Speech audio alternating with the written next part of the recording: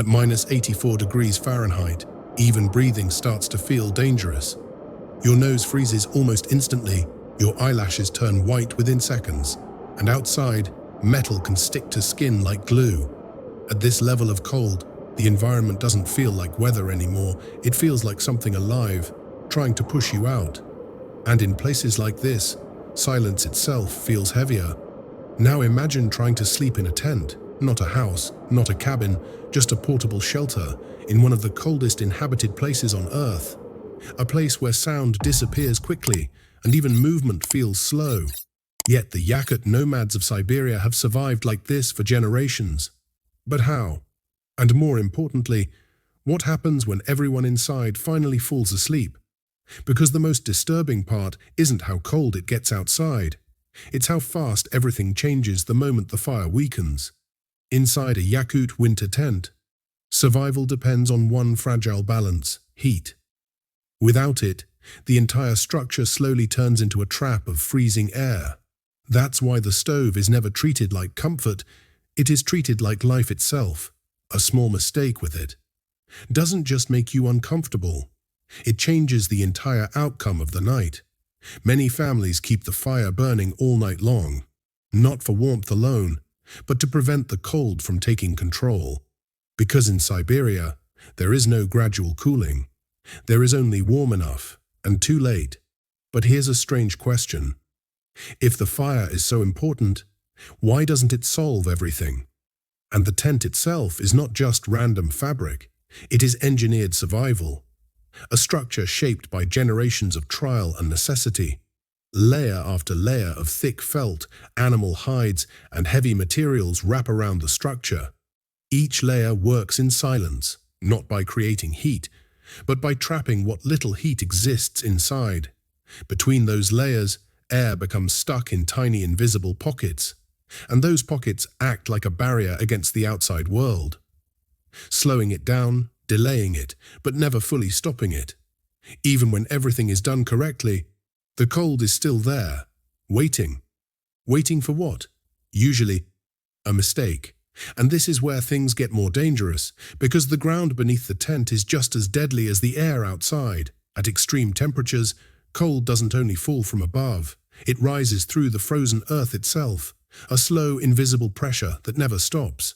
So Yakut families insulate the floor heavily. Furs, thick fabrics, raised sleeping areas, anything to separate the human body from direct contact with ice-cold ground.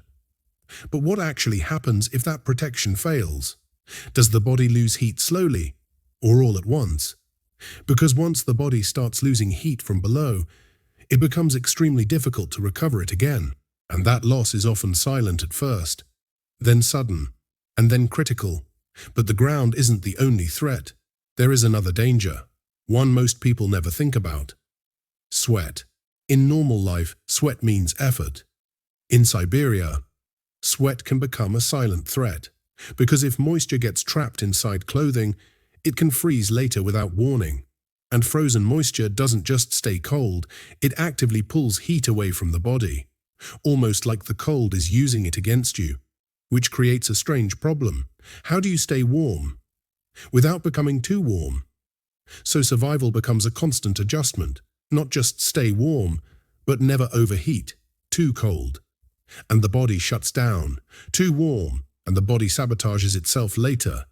Even inside the tent, people are always managing this balance, adjusting layers, moving closer or further from the stove, controlling airflow carefully. Nothing is random, because small mistakes don't stay small here, they grow. And that same logic shapes the tent itself. It is usually kept compact and low, not because of tradition, but because physics demands it. Smaller space means less air to heat. Less air means faster recovery when heat drops, and in this environment, seconds matter more than comfort. But one of the most surprising survival tools isn't wood, it isn't technology, it isn't even the tent itself.